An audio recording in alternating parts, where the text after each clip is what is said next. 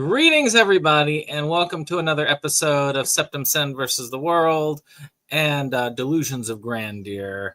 I'm SeptumSin. This over here is Dave Streggy. We both have stuff to pick up, and I thought, there is a time and a place to do things. And I want to see if I have that little thing on here. Yes, I do. It's time to show me what you got. I want to see what you got. Oh boy. As we say on the show.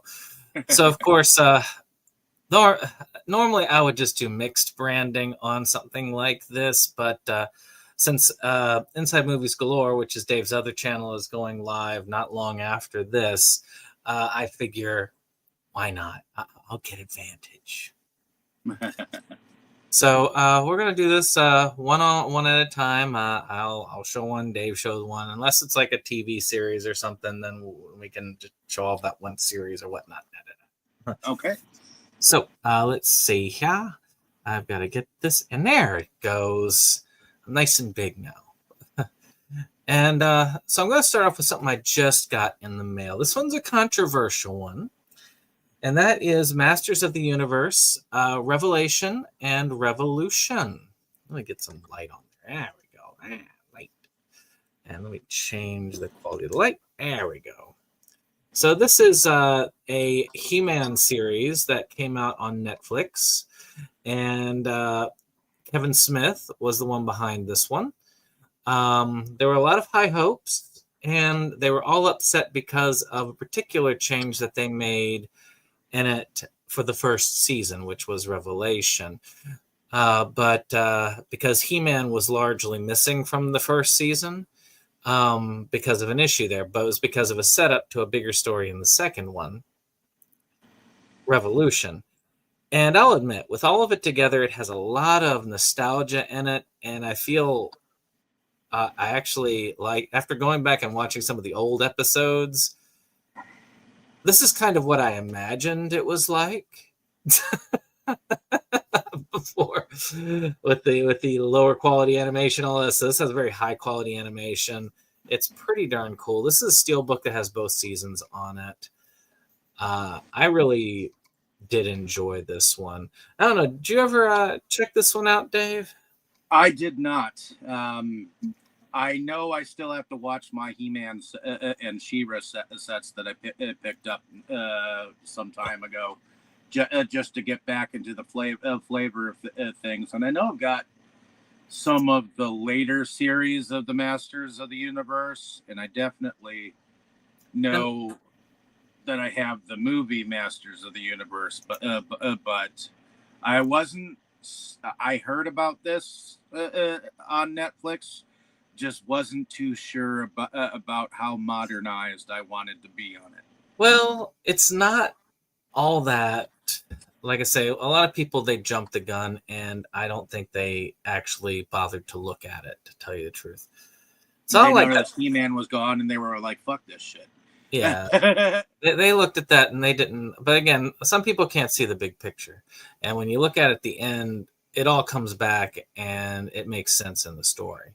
To me, anybody who really liked He-Man's, has a nostalgia factor for it, will get something out of it. This is more of an adult-oriented one, as in not that it's a bunch of sex going on, but no, but like adult, as in a little bit more adult theming.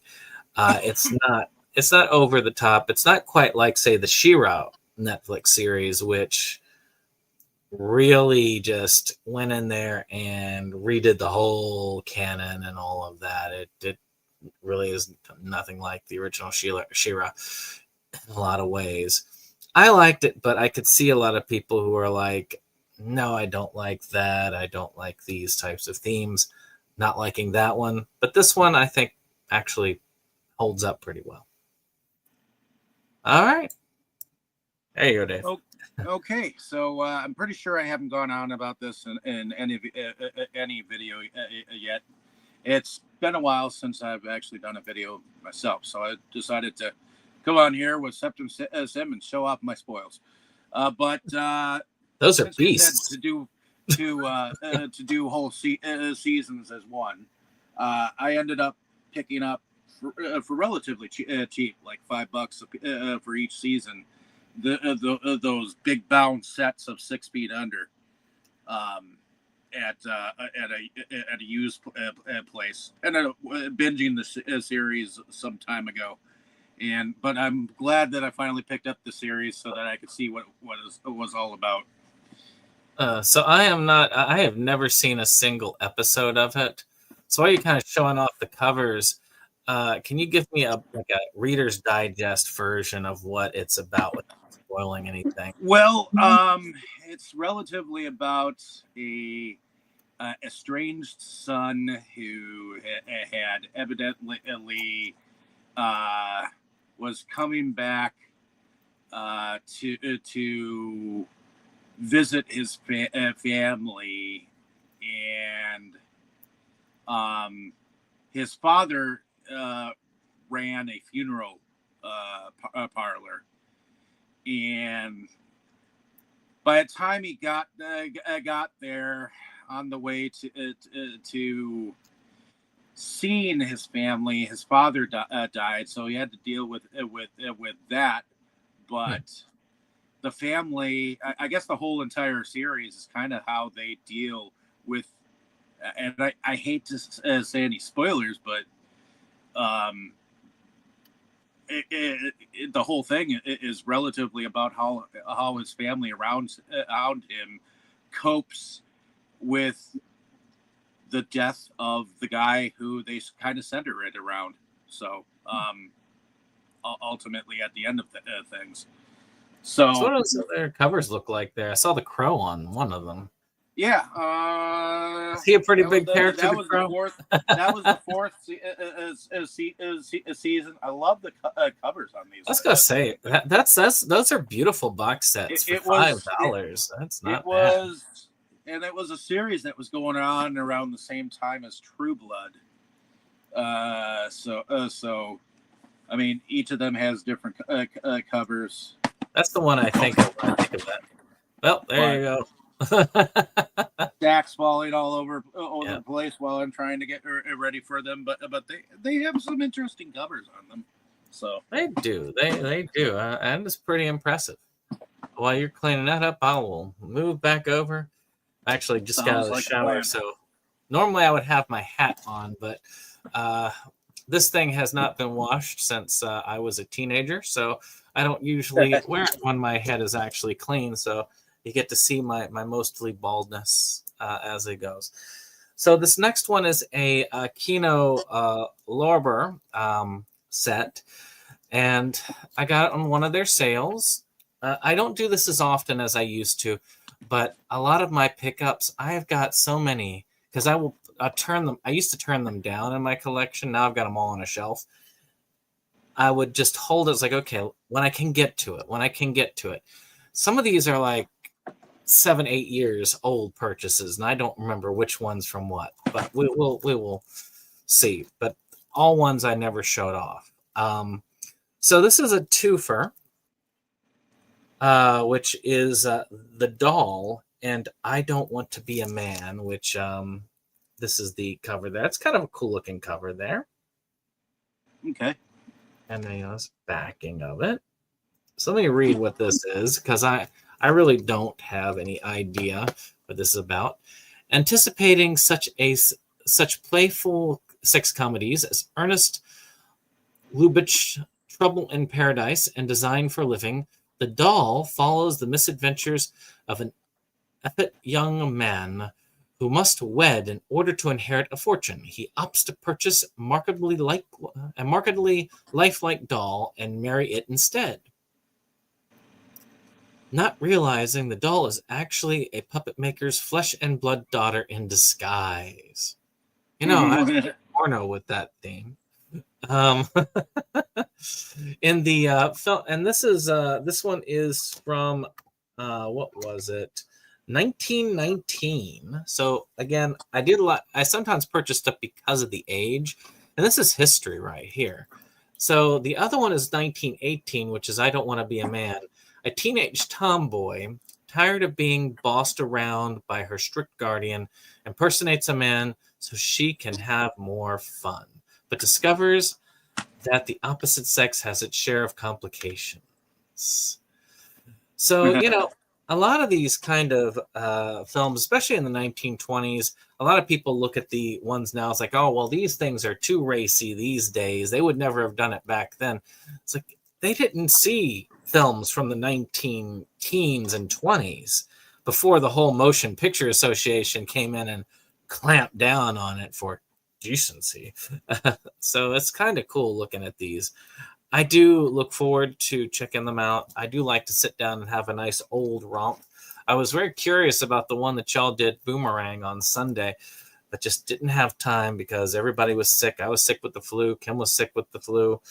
We were all sitting there with 100 and some temperatures, just enjoying ourselves on Sunday, coughing up and all that fun stuff. Well, that one kind of played like I would have to say, like a Perry Mason episode, if you ever get around to it. That's about. But it's based on true story, so if you ever wanted to check it out, Boomerang. It's based on a crime that happened in 1924, and evidently the attorney prosecutor who prosecuted for the case ended up being the attorney general under Franklin Delano Roosevelt. So it was definitely interesting. Yeah. Once we get to and you don't often see a prosecutor trying to do the job of the lawyer on the other side, which is prove the innocence of the person. So that was interesting. So. And once we get to the halfway point at 8:00, I will switch over the SeptumSin versus the world to the Delusions of Grandeur. For those of you confused watching on that channel, and I'm monitoring the chats on both. But all right, Dave, batter up. Alrighty. The next thing I have to show this whole complete series showed up in my mom's resale shop, so I was tickled pink. The Shield, so all 8 seasons of it. So banger. Glad I was able to get a chance for this. I binged this a little bit ago, and I actually liked it. So,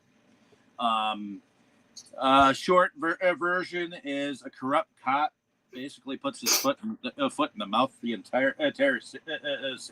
He just puts himself into a corner, and how he fucks his own life up is, well, you got to watch it.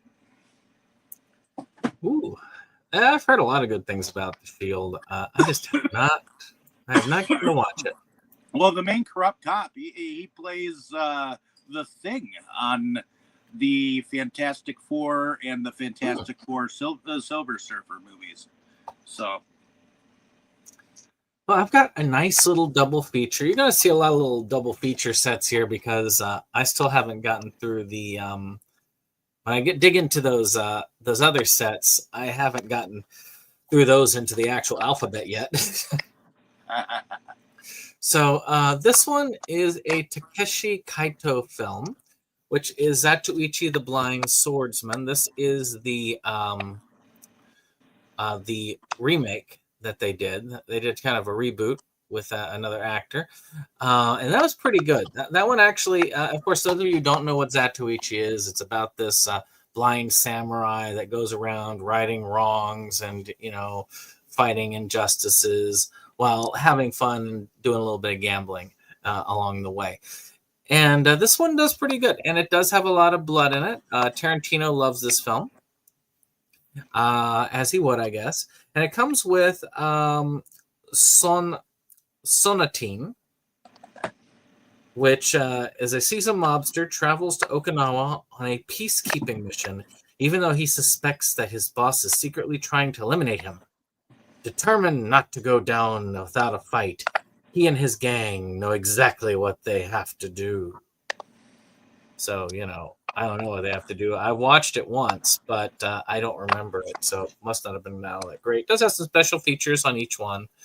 Sadly, the Blu-ray of this does exist, but it's exceptionally expensive. But, I have a fairly good quality copy of this. I've watched my copy. I know that it's good. So, this was my father's copy. I inherited it when he passed a few years back. So, okay. Some time ago, I'm not exactly sure when, I finally came across. This was on my back burner for many years, in the back of my mind to pick up eventually. I just never had the proper time or the proper opportunity to pick it up. And although I was slightly disappointed when I finally did, because I thought this was something entirely different than the two movies that they had already come out with on and whatnot. Evidently, the two movies of Davy Crockett were put into a TV series type form at one point in time. Davy Crockett. Yeah, well, both movies were put into like a seasonal thing at one point in time, and they put it on this Walt Disney Treasures collection, which there are a ton of different collections that they put together, including a lot of the Mickey Mouse and Donald Duck and Goofy shorts. That these are coveted by Walt Disney collectors. And was so that I in the found 10 this originally? I found this for $30, which wasn't too bad. So that was one of the ones. So that's what they look like inside the 10s, I guess. Yeah. Evidently, this one also had a 10 at one point in time, but then after the 10s, they put them into these 2-disc ones in a box set with others. So I have not seen the Davy Crockett films in ages. I find them fun. They are fun. I need to go back and watch some of that. I've got some old Disney that I picked up after when Disney Movie Club was shutting down. I need to go back and just watch some of it. It's just, sometimes it's good just sit back and have some fun with some stuff. Oh, yeah. All right.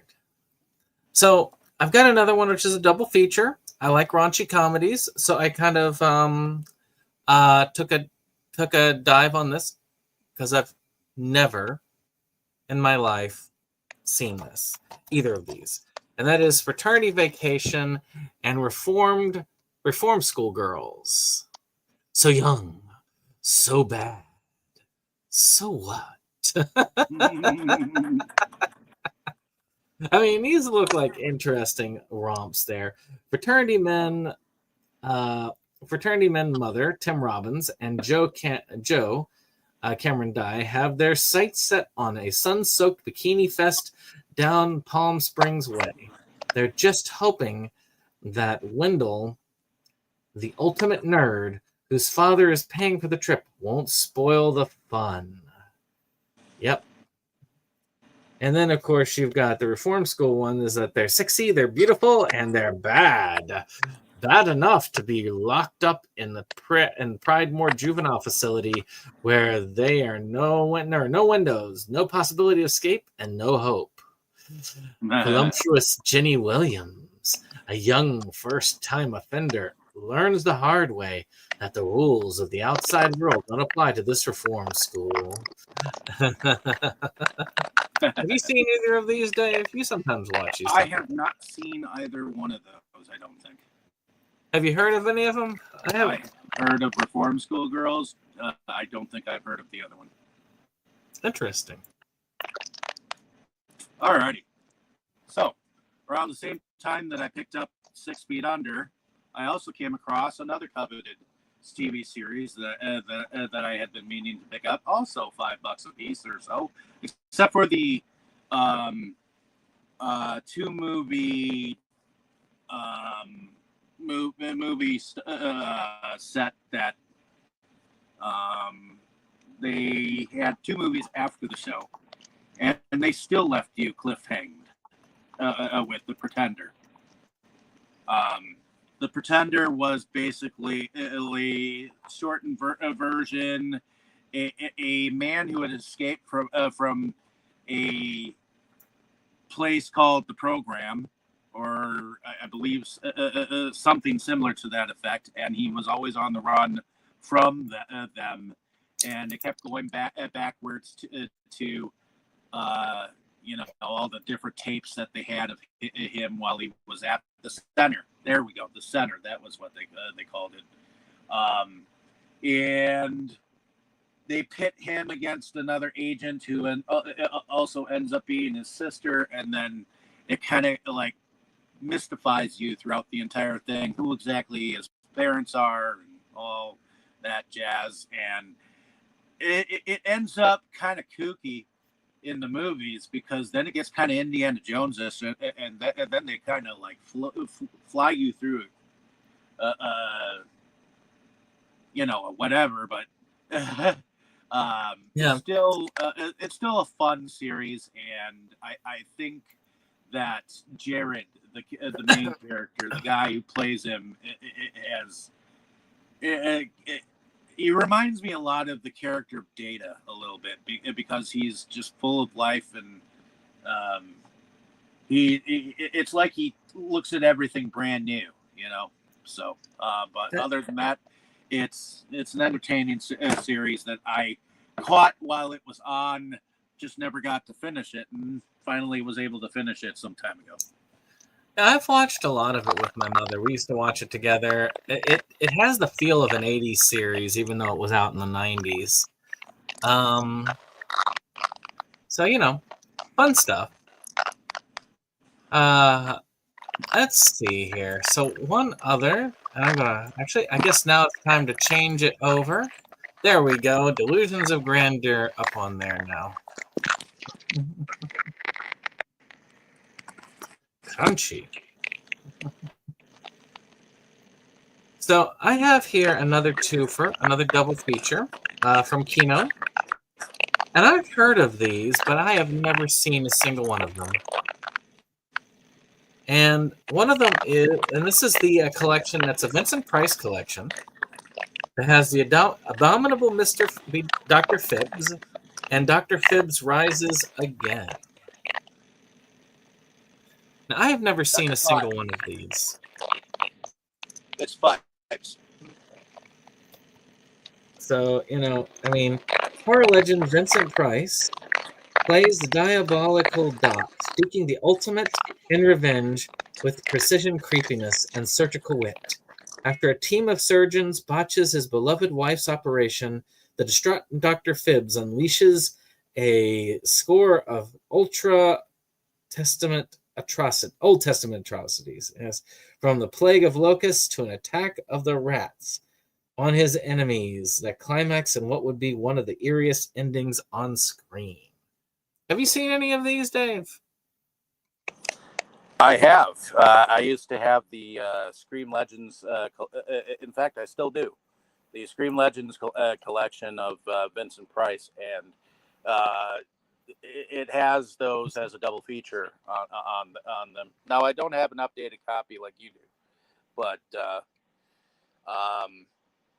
they were two of the, I would have to say, strangest movies of Vincent Price's, because he's got a few strange ones out there. But I do believe that some of them follow some interesting murders. Well, it was interesting looking. I have not actually watched them, but I do like good classic cinema, and a lot of my Kino stuff is classic cinema. So the next thing to show is something I haven't watched as of yet, but this was also came into my mom's resale shop. I love British BBC stuff, and this is Keeping Up Appearances, the complete collection. I do not know what it is about, but I'm assuming it's about Miss Highcamp Bucket. And I'm assuming that she has something to do with mysteries, or at least, I guess this says irresistible social climber Highcamp Bucket puts her best foot forward and rakes her glorious bow in these complete 5 seasons of the hilarious, classy comedy of manners. So I'm assuming this is comedy of a Yeah, sort. it's kind of drier. I've seen a couple episodes of that, and Keeping Up Appearances is one I definitely need to get a copy of for myself eventually.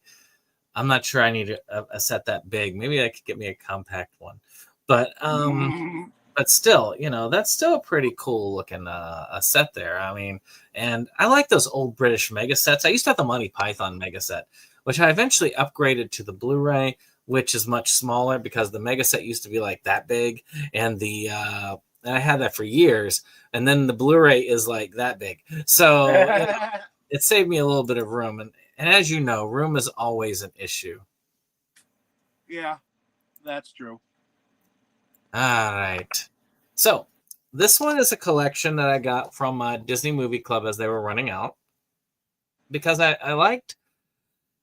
I know I saw some of these as a kid, but I don't remember any of them. And this is a Don Knotts 5-film collection, which is kind of cool. Probably got Gus on it, and Ghost of Mr. Chicken, and the Reluctant Astronaut. Well, let's see what the 5 films are. It is The Ghost and Mr. Chicken, of course, The Reluctant Astronaut, The Shakiest Gun in the West, Yep. The Love God, ? And How to Frame a Fig. So I've never seen any of these. Matter of fact, I don't think I've seen any Don Knotts film other than what he did for Andy Griffith all the way through. The only one on that set I haven't seen is How to Frame a Fig. And I've got a couple other of his sets that I think I've shown before. I just need to actually sit down and watch some of them.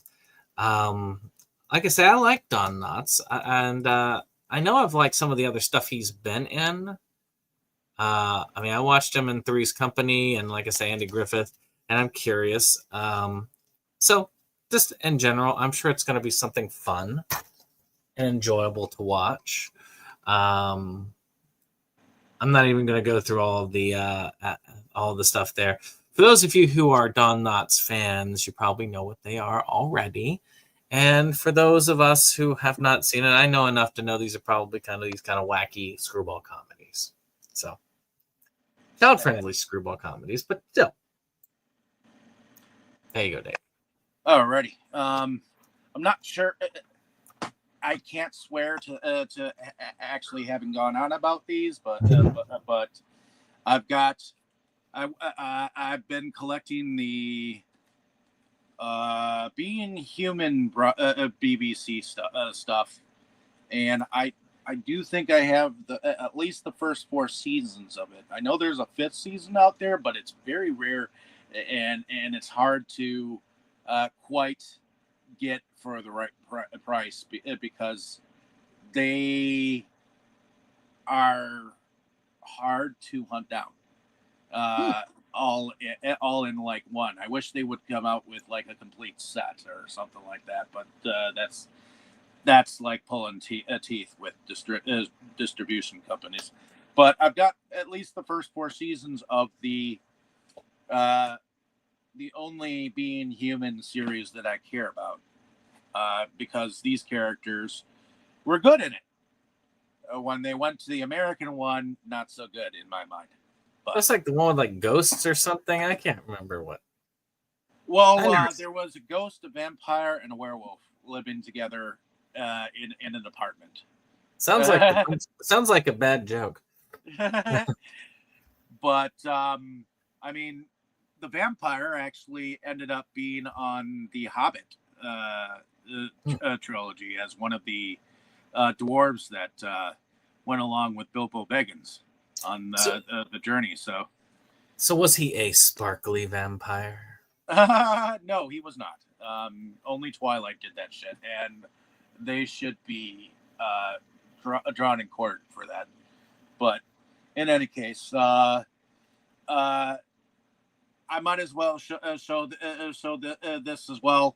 I ended up picking up the first 2 seasons of Jamestown, which evidently this is a PBS series. It's from the makers of Downton Abbey, and I know there's at least the third season out there. So I'm still collecting the series, but and I still need to watch it. But I guess it's about Jamestown, and I guess it kind of goes up into to the disappearance of the town of Roanoke and all that jazz. So, all right, like that. Nothing wrong with that. I went to school at Roanoke, not that Roanoke. Okay, let's see. There we are, and now let's change it over.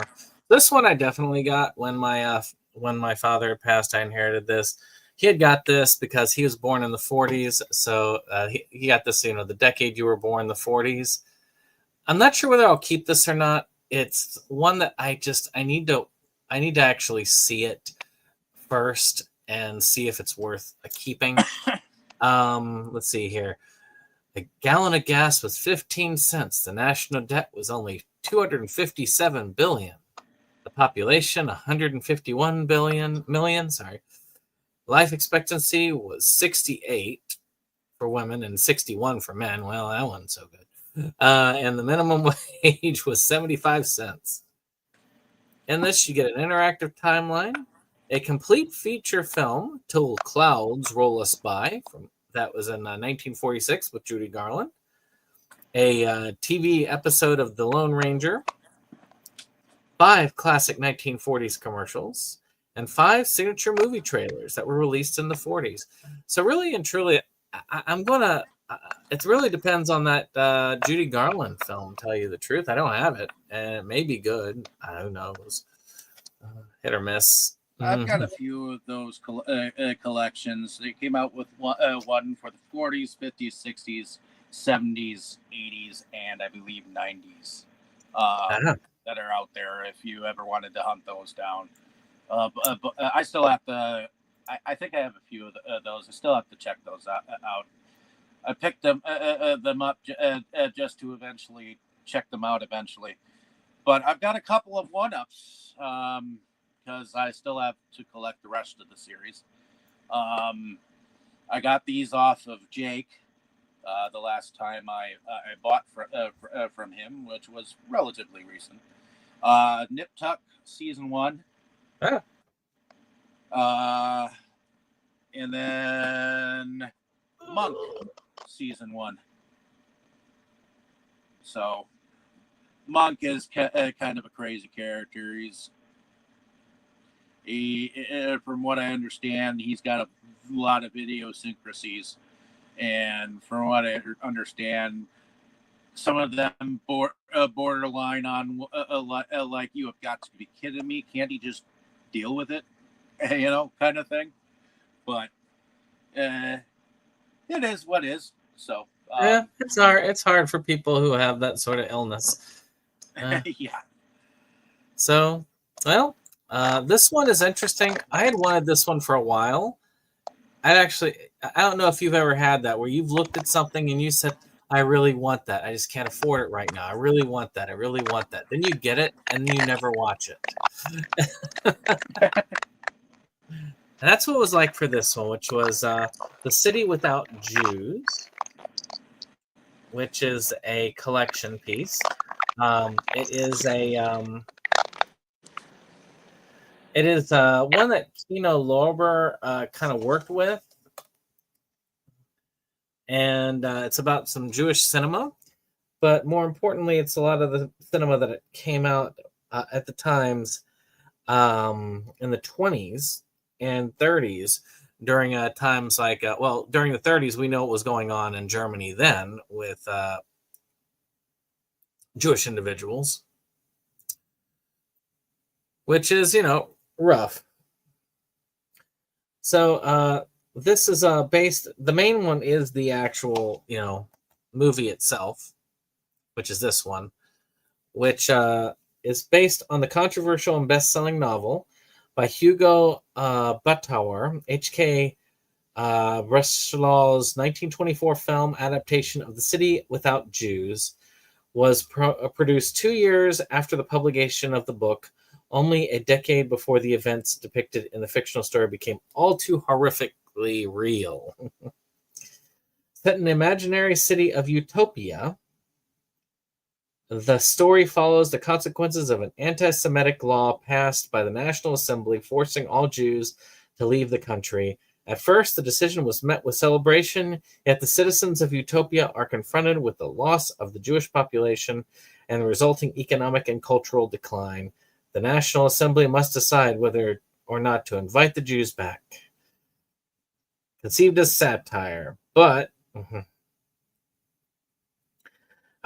considering as this it was released in 1924, didn't come out until 33, but I will say this is there's a couple of other things that they do have here, which some a lot of documentaries and stuff on it. I love seeing a lot of films during those times, World War II, World War I, a lot of those pieces that kind of showed up in that time period, especially in Europe, because it was just a hotbed of activity. And it's very interesting to see what people were doing at those times. There you go. Woo! Okay, so here I'm going to go with one that I picked up from Mo the last time. He was selling off a bunch of his collection, and I ended up getting the Wishmaster collection from him. So that way I could go backwards and pick up some of the Vestron video stuff that I had not quite acquired.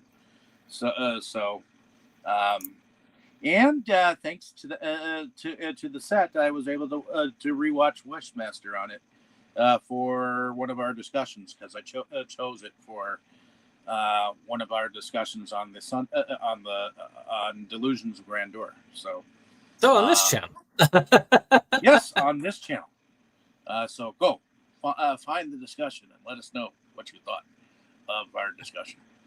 And the movie. I have never watched any of the movies. I own the collection. Actually, Mo found out I never watched the movies and got the collection for me back in the day. And I'm like, well, thanks, Mo. I'll watch it eventually. All right. What's it? Okay, what is it about? What is Wishmaster about? Wishmaster is about, well, apparently there's a trinket that was being fought about in ancient Egyptian times, and it ended up being hidden away in a statue. And in present day, a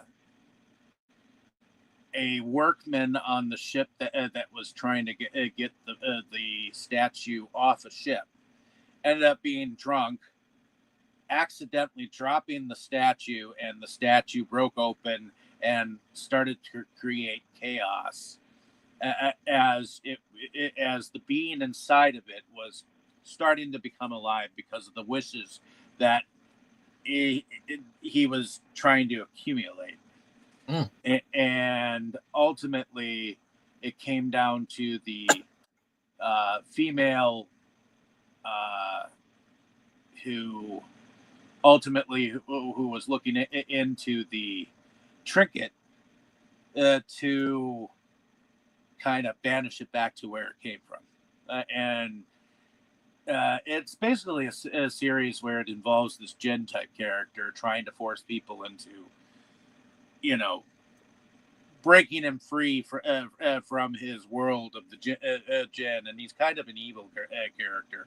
It kind of puts a dampening on what you actually think, a genie actually is, or actually it's a different version of a genie.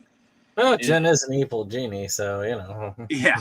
So, but they were fun during the 90s because they kind of went into kind of fell in line with a different kind of slasher. So this one I made myself because most of these films, except for one, And that one was also not available in physical media at the time. But I wanted to preserve these because most of these are not available. And that is my little Amityville collection. I love this cover, though, I made for it. And you can see them on the back here. I have seen all of these. So what we've got here is Amityville Cop, which is released now. SRS did a release of it. I'm glad to have it because it is a good one. I actually really liked Amityville Cop. Amityville Elevator, which was not very good. Amityville Frankenstein, which was also not very good. And Amityville Job Interview, which was also not very good, which I call the not very good trilogy. They do have Sean Phillips in them. And I think they're all by the same director. They all look very similar, and they were easy to get a hold of digitally.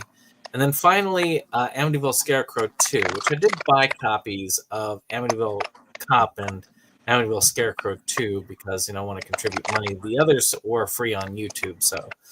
Amityville Scarecrow 2 was not as bad. I actually liked Amityville Scarecrow 2 better than Amityville Scarecrow, which does have a physical, by the way. And finally, the best Amityville film of all time, Amityville Cute Farting Cat. What? Yes, Amityville Cute Farting Cat. Okay. It's right there in the middle there. Okay. You know me in Amityville. Yes, I know you in Anhedenia. But in any case, when the new Nosferatu was coming out, I realized that I did not have updated versions of I had a DVD copy of Nosferatu the Vampire. Okay, don't get me wrong, but I decided at the same time, since I did not have a proper copy of Nosferatu from F.W. Murnau, I decided to upgrade my copies to Blu-ray of both of these before I set out to buy eventually a copy of the new one, which I'm gearing up to do so because I didn't mind it. But these are actually still in their plastic because I still have to watch them on my own. But I'm glad that I picked up both versions, and they are now in my collection as Blu-ray. So classy. So this one is a collection of 4 films. I believe that I got it from you. I could be wrong, but it's the Dead and Rotting collection. Yes. Which is, I don't like these front back ones because they scratch up so easy, but I also understand that, it's a reason for it. But I have watched all of it. And this has in Dead and Rotting, The Bone Setter, Ozone, and Bloodletting. Now, I really liked Ozone, if I remember correctly, and Dead and Rotting wasn't too bad. So none of these were terrible.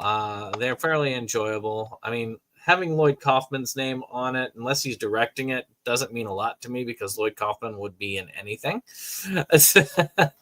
Yeah, he's kind of desperate like that. Well, I mean, he's more of it's more of his nice guy persona. As somebody asked him, would you do an appearance? He would do it. And I give him that. I mean, shoot, he gave us an interview. Yes, he did, which I thank him for. So, so from what I've heard, he's been a very nice guy like that. And if he was available and somebody was filming something and he's like, oh, well, I'm in town. Yeah, sure. Let me get in. He doesn't usually ask for pay. He just lets him go on, which that's pretty nice for that. I can't really say much else for it because I did watch all 4, but I don't remember much about them.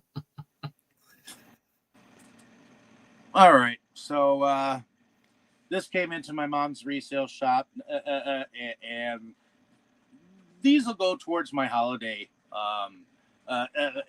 film watch. But I guess this is a Warner Brothers 4-film collection, and it's got Boys Town with Spencer Tracy and Mickey Rooney. But I have that actually on a set with Mickey Rooney's films. So I didn't really get this for that particular movie. But I did get this for a 1938 version of A Christmas Carol. It's got Reginald Owen as Scrooge and Gene Lockhart as Cratchit. You do like your Christmas carols. Yes, I do.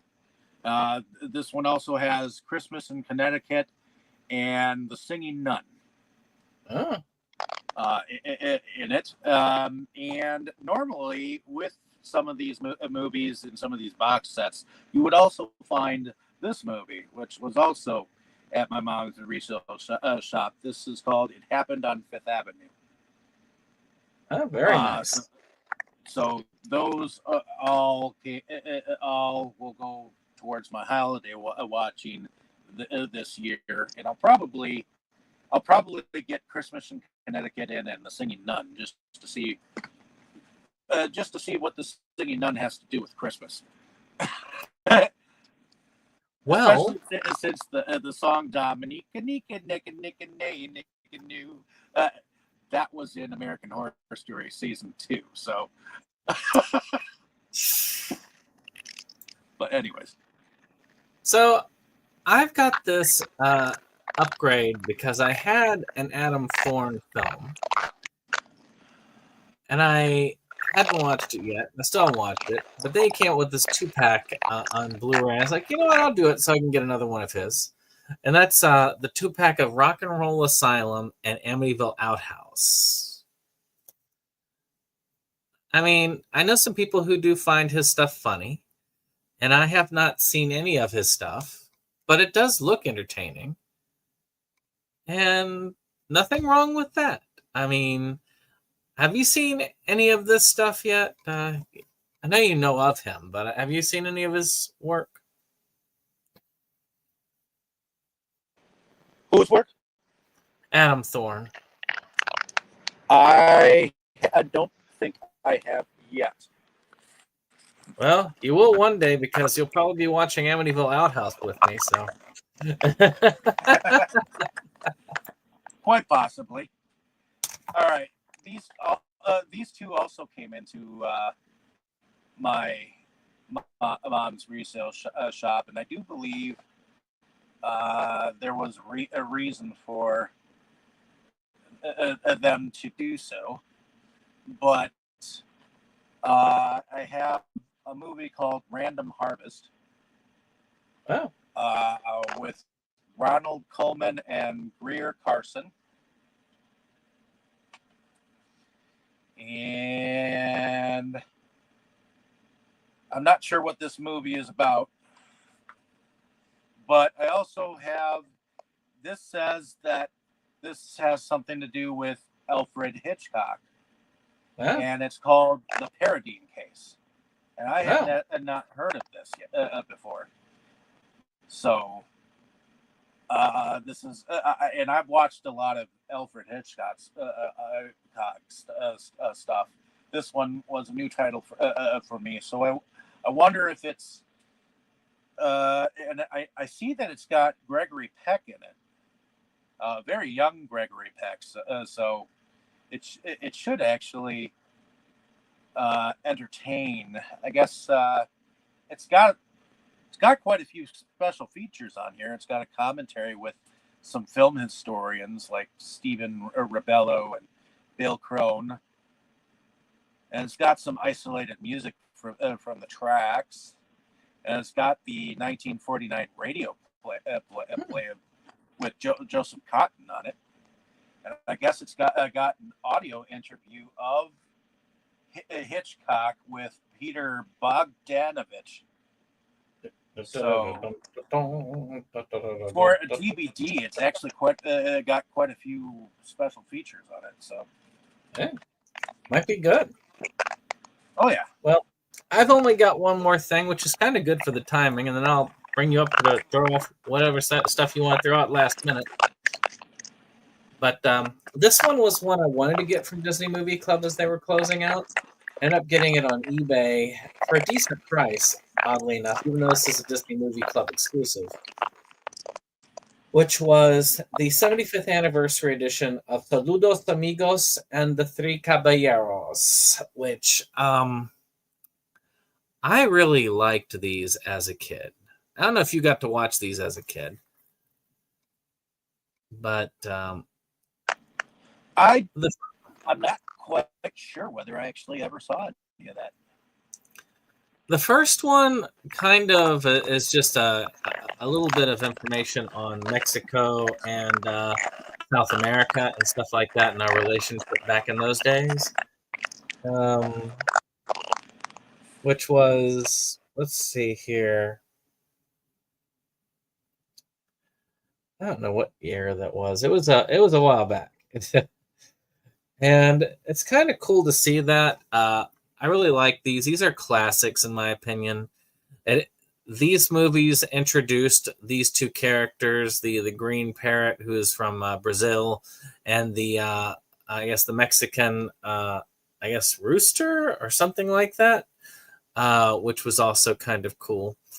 And these characters do appear in other Disney films, so I like having it. It is a classic. It just kind of gives back that nostalgia feel that I watched as a kid. I did not watch it as it came out because it was out many years before I was born. I'm not that old, but let me see. What year was this darned thing? That darned disc. Let me check real quick what year it was before I hand it to you. Saludos Amigos. Okay, 42. So 1942, which is definitely early Disney. Matter of fact, it's not very far from one of the first Disney things. So yeah, this is pretty old Disney. And that's all I got. Okay, so I'm going to go through this relatively fast because I had a lot more to add than Septum, so I'll try to go as fast as I can be. So from these and the stack behind me are pickups from Jake. So I guess he had Squid Girl, the TV series, parts 1 and 2, which I've never seen before. Don't know anything about them or anything like that. And I figured they would be a nice thing to add to my anime section. So glad that I picked those up. Now, I had picked up a bunch of the stuff under Daiji Shirat from you, Brandon, but I don't think you had the Winter Garden disc in with that stuff that you sent me. So I guess this was a piece that I saw in what Jake was selling, and decided to add it to my Daiji Shirat stuff. So there's that. I don't mind Digi Shirat, but that was a horrible one. I wonder if this has something to do with that Magica series. This is Rental Magica. It does not. It is a separate series. I don't know much about it. I do have that set myself. Okay, so I've got set 1 and 2 of that series to check out eventually. Then also I have Please Twins. Not a bad series. Volumes 1 through 4, which is a spin-off of Please Teacher. Yep. Which I've got these 2 series to check out eventually.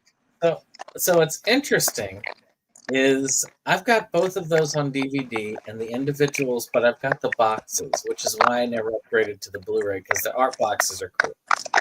Please Teacher is about an alien teacher that has this relationship with their student, and Please Twins is about a group of twins. Both of them want their relationship with the guy, but one of them is the actual sister, and they got to figure that out before they have the relationship. Okay. So, I guess this is the Girls and Panzer der Film. Girls und Panzer, yes. And then I guess Das Finale 1 and 2. I don't know what the Das Finale is, but I'm assuming that there was a TV series as well. Yep, and an OVA. I do not have, but I have that started of the Girls and Panzer series. This is my start into the One Piece drama. I've got 4, 5, and 10 started, so that'll get me started into the One Piece stuff. I'll be probably hunting down the rest of them for the rest of my life.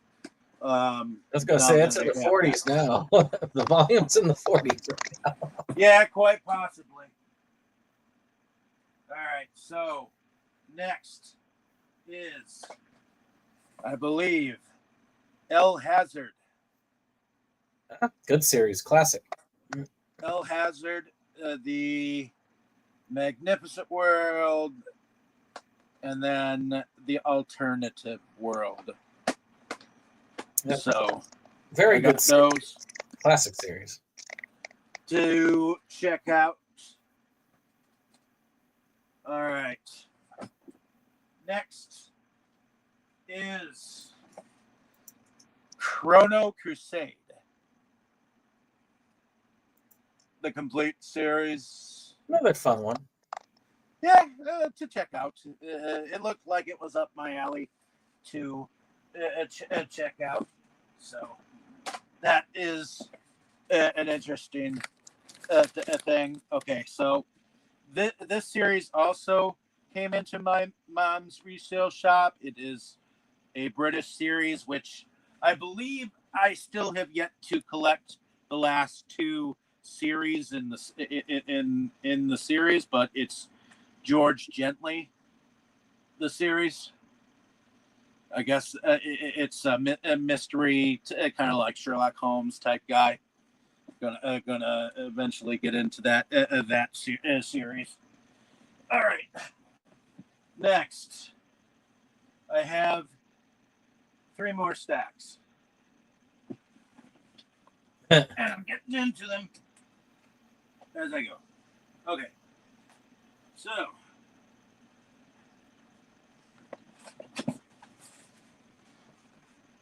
I just recently finished this, binged the entire series, but there are 8 seasons in this series, and it's a British series called Doc Martin.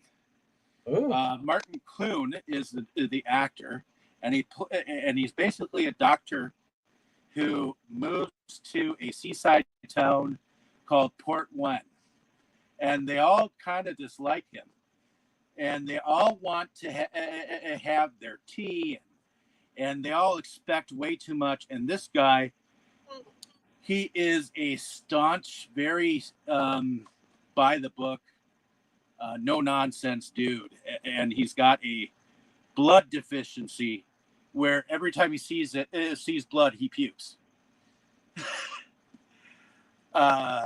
And the doctors don't see, and he used to be a surgeon, and the reason why he's not a surgeon anymore is because of his reaction to blood. But he starts out in these 2 movies, but then it moves into this whole entire series, which I didn't even realize it, but his wife, Philippa Breathwaite or something to that effect, is the producer behind the entire series. But it is a fun series, and it's definitely one that I think you should check out if you ever get a chance. Whenever I hear Doc Martin, I think the shoes. Okay. So, let's. Okay. So, something small. This is a short film by a good friend of ours, Dakota Ray. And I finally picked up a copy of his short film. Still have to watch it. House of the Wizard's Black and Soul.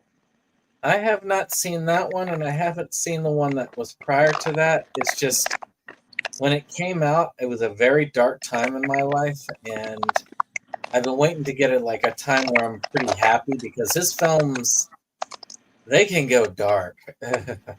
Yeah, they definitely can. These They're three good. I got from Jake. Okay. Farewell, my concubine. Huh? Classic. Barry Lyndon. Classic. And then Amores Perros. Old school. So, pick those up from Jake. Now, I do have to show this one because this one is a recent acquisition. Thanks to you. Yep. So, thanks for Especially sending me a next copy week. of this. I still have to check out the second season and whatnot of Adventure Time, which we are there's a covering discussion for on season 2 Wednesday. We are covering on SeptumSin's channel. So if you get a chance and you haven't yet, go check out our anime discussion on the first season. Hey, Kyle, what's up? Hope you're enjoying the pickups. Next is I have acquired all of the Midsummer Murder sets, and do you want me to tell you how many sets there are? How many of them? There are 25 sets. Oh, I see them all stacked up there. Well, they're all stacked up right up here. And I'm just going to bring my camera up and show them instead of bringing them down. That's going to be an avalanche one day. You're going to be like murdered by Midsummer Murder. I actually ended up getting doubles of the first 4 seasons or sets. So you might be getting a couple of things to start the series yourself. So looks fun. Well, I figure you'll have fun hunting them down as well. So that's Midsummer. What else? Very different from the other film. One more series, big series that I'm almost done collecting. That I was starting to collect at the time. This is another British series that is more historical, though. The Murdoch Mysteries. My God, that's a lot. There are 17 series and 3 Christmas specials, technically. But I've only got one of the Christmas specials. So I've at least got to hunt down the other 2. Awesome. Oh, and you're welcome, Kyle. I got one more to show, and then I think that's it from me. All right. So I ended up getting something 4K. The Titanic. Woo! Ended up picking Tammy ended up picking this up for $20. She thought it was like the Blu-ray, but it ended up being the 4K. And it turns out that my PS5 plays 4K. Yes, it does. She handed it over to me, so it's now mine. So I now have the Titanic 4K set. So I have the I don't have as bad a version as I used to have. I used to have the bare bones like DVD version, but now I have the Blu-ray version. I'm good with that. So that is a cool version of Titanic. I used to hate Titanic, but I used to not like Leonardo DiCaprio. Now I kind of am okay with him, but still don't really like him. But it's okay. Well, that is it for me, at least. I mean, I'm sure I had. Not sure if I went on about this. I might have actually before, but this was the last thing that I had actually picked up, anime wise. I'm still kind of unsure about it, but it's Shrine of the Morning Mist. So I have such a backlog. Matter of fact, half of the stuff I put in there I haven't done. Let's see here. I was saying, look forward to having you on the show, Dave. I look forward to coming on. That's going to be a ton of my pickups. And it didn't get to go on about some of the game pickups, but I plan on coming on again sometime in the future. Because I'll come. I've got plenty of pickups. I just ended up curtailing mine so I could fix myself some food to bring down before we just discuss. But any case, I hope you all have enjoyed this. If you did, hit that like button, hit that subscribe, and you should check out Inside Movies Galore, because in about 15 minutes, we're going to be going on about Shrek the Third. I'll be going on about like a hot dog, so you're probably not going to be hearing me much more than like briefly comment, at least until I've eaten. But it will be coming up. So we'll see you then. And subscribe to both channels, because Dave does a lot of cool stuff on this channel. Definitely. And straight.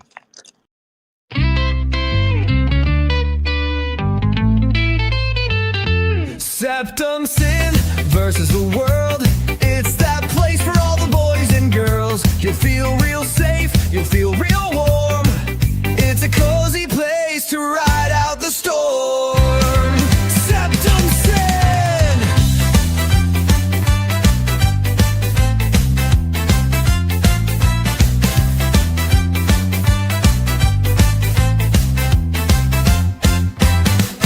SeptumSin and his best boy Jake see the trends that scare us every day. Physical media is going to the side. Doctor streaming will rule the world.